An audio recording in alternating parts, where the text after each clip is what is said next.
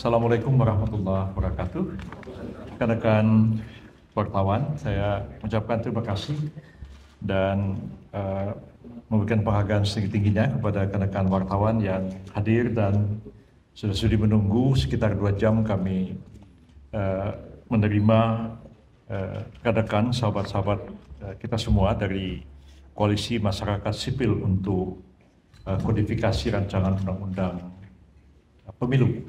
Kami bertemu, berdiskusi, berdialog, dan kami lebih banyak mendengar sebenarnya masukan-masukan dari rekan-rekan dari Koalisi Masyarakat Sipil yang terdiri dari beberapa organisasi, juga dari kampus, yang memberikan masukan-masukan terkait dengan revisi 3 undang-undang, yaitu Undang-Undang Partai Politik, dan Undang-Undang tentang Pemilihan Umum, dan Undang-Undang tentang MD3, tentang DPR, DPD, dan Majelis Permusyawaratan Rakyat. Apa yang kami lakukan hari ini adalah bagian dari respons pemerintah terhadap tuntutan rakyat yang disampaikan pasca demonstrasi yang berujung kerusuhan beberapa waktu yang lalu, dan beberapa tuntutan itu antara lain dikemukakan dalam 17+8 tuntutan, dan salah satunya adalah reformasi terhadap Dewan Perwakilan Rakyat. Dan reformasi terhadap Dewan Perwakilan Rakyat itu tidak terlepas daripada reformasi terhadap Undang-Undang Partai Politik, Undang-Undang Pemilu, dan Undang-Undang tentang badan-badan perwakilan kita. Hari ini telah disampaikan kepada kami beberapa poin, ada 15 poin terkait dengan usulan dari Koalisi Masyarakat Sipil untuk kodifikasi RUU Pemilu, dan kami menerima dengan baik dan sangat berterima kasih kepada rekan-rekan yang menyampaikan masukan dan saran kepada pemerintah, dan kami terima dengan dialog hati terbuka. Jadi kita menghargai semua masukan-masukan ini, dan beberapa hal memang kami sependirian dan sependapat bahwa sangat diperlukan kita melakukan reformasi di bidang politik, birokrasi, dan hukum kita. Dan dalam reformasi politik ini terkait dengan reformasi dalam undang-undang tentang pemilu, tentang partai politik, dan tentang MD3. Mengapa kita bicara tentang partai politik? Oleh karena setelah Amandemen UUD 45, partai politik itu begitu besar peranannya, tidak bisa ikut pemilu legislatif kecuali partai politik, dan tidak bisa mencalonkan pasangan calon presiden kecuali partai politik. Jadi partai betul-betul harus kita benahi, karena tidak mungkin kita menciptakan demokrasi kalau partainya sendiri tidak demokratis. Jadi betul-betul ini merupakan satu masukan berharga bagi kami.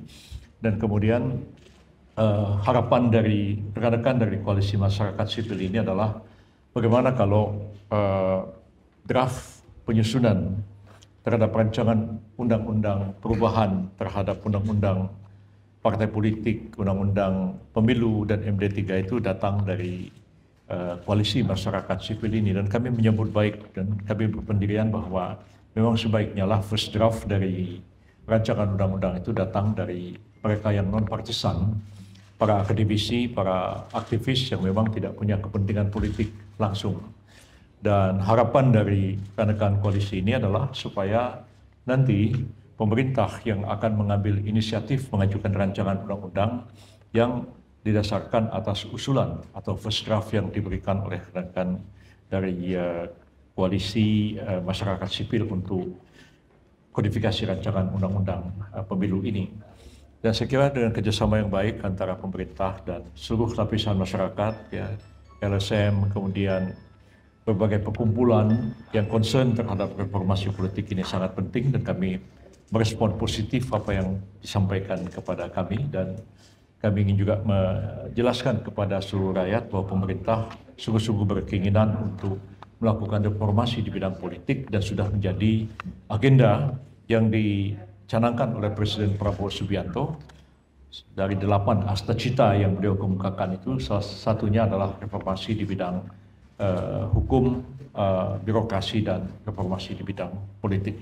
Dan ini juga dipertegas dengan tuntutan rakyat pada akhir bulan Agustus yang lalu, Sehingga dalam waktu dekat ini, Kementerian Koordinator kami ini yang menangani pengkoordinasian di bidang hukum juga akan segera melakukan rapat koordinasi, mengundang berbagai kementerian dan lembaga, ya, baik Kementerian Dalam Negeri, Kementerian Hukum, KPU, dan lain-lain, untuk kita sesegera mungkin mempersiapkan rancangan undang-undang ini, membahasnya.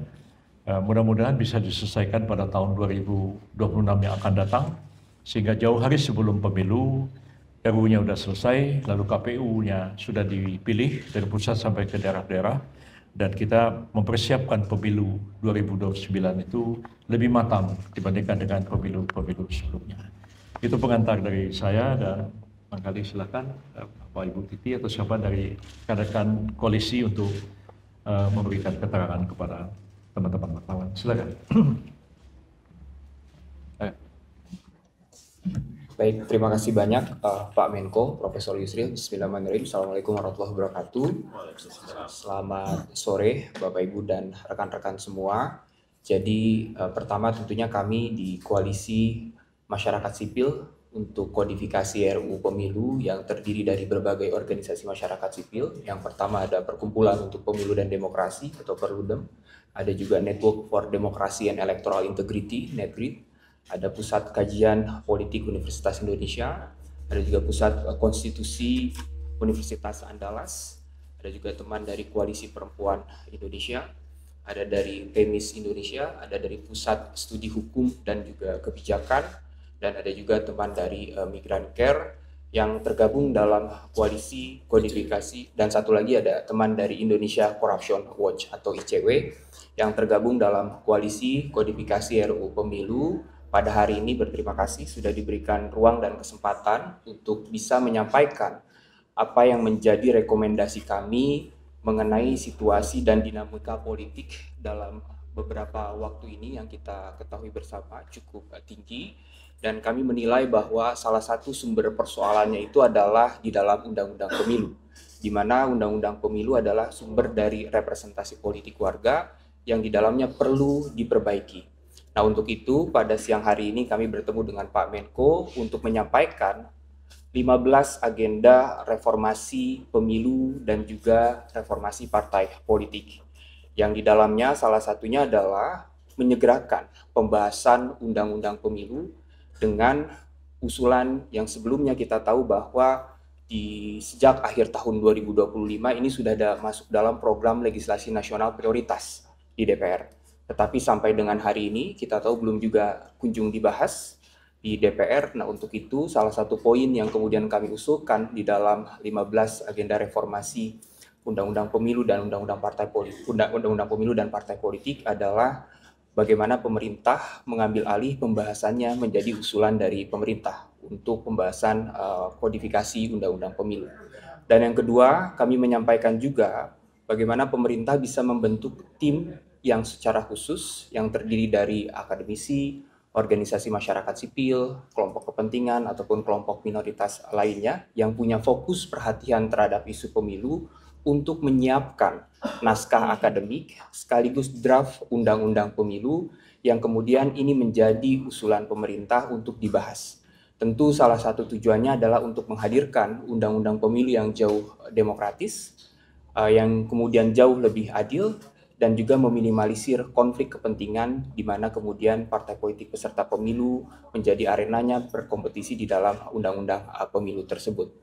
Dan alhamdulillah tadi kami sudah berdiskusi kurang lebih selama 2 jam bersama Pak Menko, dan kami juga sudah menyampaikan keseluruhan poin-poinnya, termasuk kami juga di Koalisi Kodifikasi RUU Pemilu sudah menyiapkan naskah kodifikasi Undang-Undang Pemilu usulan dari masyarakat sipil, dan kami sudah sampaikan ke beliau untuk kemudian ini bisa menjadi satu bahan pertimbangan dan rekomendasi dalam penyusunan naskah akademik dan juga Undang-Undang Pemilu yang kami dorong untuk segera dibahas. Selebihnya teman-teman semua, kami menyampaikan juga berbagai agenda perbaikan ke depan, mulai dari desain sistem pemilu, dimensi penegakan hukum, termasuk yang tidak kalah penting adalah soal perbaikan mengenai penyelenggara pemilu kita. Mungkin itu yang bisa kami sampaikan. Sekali lagi terima kasih. Besar harapan pasca pertemuan ini akan ditindaklanjuti jauh lebih serius oleh pemerintah untuk kemudian bisa memperbaiki desain undang-undang pemilu kita dan juga partai politik untuk meningkatkan kualitas demokrasi dan kualitas representasi kita ke depan. Sekali lagi terima kasih, kurang lebihnya maaf. Assalamualaikum warahmatullahi wabarakatuh. Baik, ada yang mau ditanya? Silakan. Ya. Cek. Tifal dari Kompas TV, mau butuh penegasan dari Bapak Ibu sekalian soal pembahasan tadi. Jadi konkret dari semangat teman-teman untuk merevisi undang-undang itu dalam aspek apa atau dalam unsur apa? Apakah sebatas masalah pelaksanaan atau mungkin ada syarat atau hal lain gitu? Terutama lagi yang paling terbaru ini masalah pemberkasan juga ya dari pembahasan akhir-akhir ini. Walaupun kemudian tadi tim liputan kami di KPU terbaru sudah mendapatkan keterangan bahwa peraturan yang disebutkan dirahasiakan itu dibatalkan oleh KPU, apakah masalah syarat berkas-berkas itu tetap dianggap sebagai hal krusial juga untuk kemudian diterangkan dalam rancangan 3 undang-undang itu, atau ada hal yang lain sebetulnya, sekaligus juga tanggapan atas pembatalan dari KPU itu? Terima kasih. Ya, dalam menyampaikan usulan rekomendasi mengenai revisi undang-undang pemilu ini memang kami menyampaikan secara komprehensif. Jadi kami melihat undang-undang pemilu dalam 4 aspek sekaligus. Yang pertama adalah desain sistem pemilunya, yang kemudian ini menjadi sumber utama bagaimana representasi politik itu bekerja. Kami mengusulkan ada perbaikan di sana. Yang kedua adalah yang tidak kalah penting mengenai aktor. Nah, aktor pemilu ini adalah salah satunya penyelenggara, termasuk di dalamnya bagaimana profesionalitas dan independensi dari lembaga penyelenggara pemilu kita. Yang kami usulkan di dalamnya juga berkaitan dengan perubahan desain rekrutmen dari penyelenggara pemilu yang bisa jauh lebih independen. Dan yang ketiga adalah aspeknya manajemen. Nah, di aspek manajemen inilah berkaitan dengan salah satunya soal transparansi penyelenggaraan tahapan pemilu. Kami menyampaikan di dalam naskah kodifikasi yang kami usul, setiap data yang kemudian dikelola dalam penyelenggaraan tahapan pemilu itu harus dibuka ke publik secara luas. Salah satunya adalah dokumen persyaratan pencalonan tadi. Karena dokumen persyaratan pencalonan ini adalah menjadi rujukan bagi publik untuk melihat rekam jejak dari para kontestan yang kemudian nanti akan menjadi wakil kita di pemerintahan, maka dari itu penting ini untuk dibuka ke publik. Bahkan kalau kita lihat di undang-undang pemilu kita yang sebelumnya, sebetulnya itu sudah ada asas yang secara tegas di dalam Undang-Undang 7 menjelaskan bahwa aspek transparansi dan akuntabilitas itu adalah asas dari penyelenggara pemilu kita, yang kemudian di dalamnya harus dikedepankan. Tentu memang hal ini terikat dengan berbagai undang-undang lainnya, salah satunya adalah keterbukaan informasi publik dan juga undang-undang mengenai perlindungan data pribadi, yang sebetulnya dalam konteks ini kami menilai bahwa setiap kontestan yang menjadi peserta pemilu, baik calon anggota legislatif ataupun calon eksekutif, maka sudah sepatutnya dokumen-dokumen yang berkaitan dengan hal tersebut dibuka ke publik agar kemudian publik bisa mengetahuinya, dan juga ini menjadi bentuk transparansi untuk meningkatkan juga kepercayaan publik terhadap para calon yang kemudian akan berkontestasi. Nah, jadi yang ketiga adalah mengenai aktor, dan yang keempat yang kami usulkan juga di dalam naskah kodifikasi ini adalah berkaitan dengan penegakan hukum pemilunya, yang kami harapkan itu bisa jauh lebih efektif dan juga memberikan rasa keadilan dan bisa menghadirkan pemilu yang berintegritas. Jadi kami menyerahkan secara detail turunan-turunan bagaimana kemudian pasal per pasalnya juga ke Pak Menko, mulai dari buku 1 sampai dengan buku ketiga yang sudah kami publikasikan, dan nanti dalam waktu dekat kita akan mempublikasikan buku keempat mengenai penegakan hukum pemilu dan sanksi pemilu yang nanti akan kami sampaikan kembali juga, seperti itu. Atas dibatalkannya itu oleh KPU, masalah ijazah dirahasiakan, responnya dari teman-teman koalisi gimana?